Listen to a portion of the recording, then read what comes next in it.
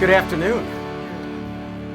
That really wasn't much of a welcome, I don't think. We have the 7th mayor of the District of Columbia here. And what are you most, right now, 6 months in, 8 months in, what are you seeing as the most promising types of partnerships that you think will evolve from this? Well, I think, for example, we've interested these big pension funds and banks who already have a commitment to affordable housing, in some cases have an obligation to making investments. And what they have lacked, you know, when you're in a partnership, it takes two equally committed partners. Right. And sometimes cities haven't produced just the pipeline of activity and presented it to our potential partners. Right. So I've challenged my team, if we're going to go talk to this group or that, that we have a feasible plan for them to follow, where all they have to do is show up with their team, good ideas and energies, and the investment. Awesome. We're facing a growing demand for urban floor space. And if we can't find effective ways to supply more floor space, the price is just inevitably going to skyrocket. Right. In a place like DC, the response has got to be building up, because you can't go out. But if we think of that as the challenge, that fundamentally affordability depends on meeting a constantly growing demand, then we can start to get creative about solutions. But we're in a moment where we need and require, and is happening whether we want it or not, a transformation from a centralized energy system to a decentralized one.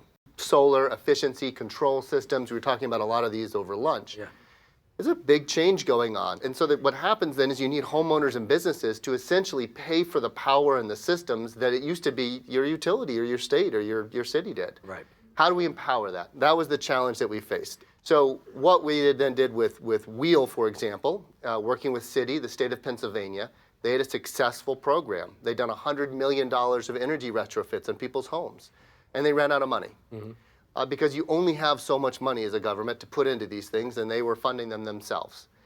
So they went through a process, brought us on, and we figured out how to take what Pennsylvania had done, bring that in a uniform way to other states, gather all the loans together, and go through a securitization process.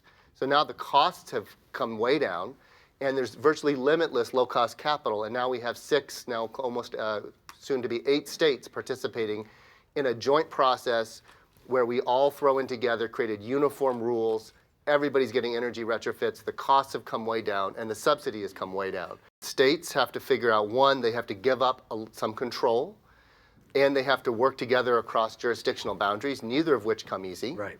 And in the finance markets, they have to get comfortable with a set of restrictions and understanding about what the policy goals are here that are being met, how those ripple through the whole program and are required, and also, in fairness, how to move a little more slowly than they might like, because governmental bodies are not as fast as they would like. So there's a lot of pieces to it, but it really was bringing those together that turned out to be the critical piece.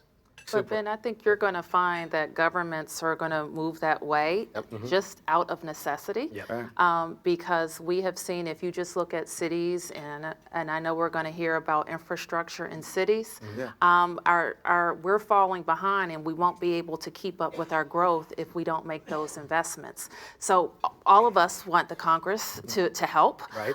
But absent that, a mayor can't have crumbling bridges. Overall, public infrastructure is very important. It really strikes at the heart of confidence and the private sector's ability to invest in your town and your community, and likewise for the community to decide on how it wants and what it chooses to invest.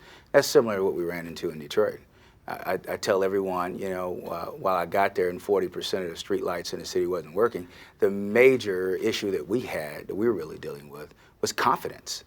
After going through or operating in an environment where you had the largest city in America, right, to file bankruptcy, the private sector having confidence that they can choose to invest, the community having confidence that that was a place for them long term. When we had 25% over the decades of our population to move out, how do you reverse that course?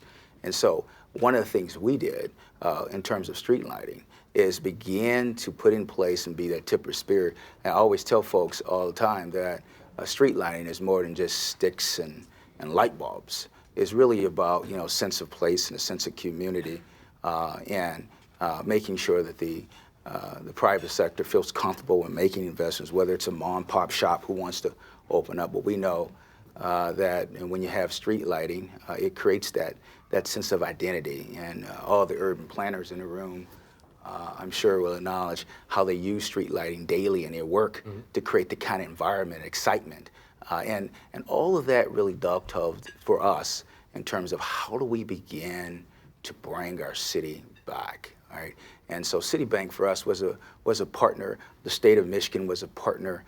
Dan Gilbert, who's one of our major investors in town, risk taker, who decided that he wanted to make a huge investment in Detroit. What we learned is that typically people know what the solution is.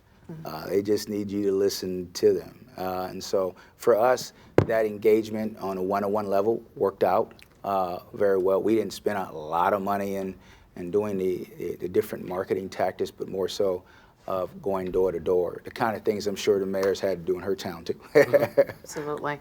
The hallmark of what we do is transparency. And so I think that is how I set the standard for my team of how we engage with the public. First, let's trust them. Let's acknowledge that they are smart and they do know how to operate in their communities. Let's ask them to hold us accountable. And let's deliver on results. We have to do a better job, and it just showed me that the job of explaining how we spend these very scarce resources is so important. And when you get it right, when you set the priorities right, the people will follow you to the ends of the earth if you have the plan and you explain how you're going to implement that plan. Part of what this conversation on obstacles moved to was one about equity. Yep. And one about fair and social fairness and how everyone participates, either as one starts to come back or as one deals with the consequences of being very successful.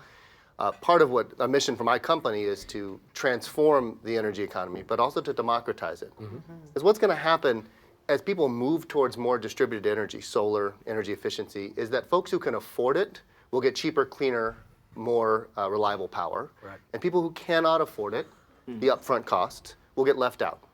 And we've seen this time and time again when these transformations take place. And we just really can't let that happen with energy. One, we don't have the time in terms of climate change and getting energy down, the energy use down. And the second is just, it would be a big mistake to undo what actually is a great success of the utility structure, which is that everybody pays the same, everybody participates. And that's fundamentally what we're talking about here, is how to bring this capital and a private partnership to work so that everybody participates going forward. And we don't create a haves and have-not situation around energy the way we have with many other things. Absolutely. So let me thank the panel for being a part of this.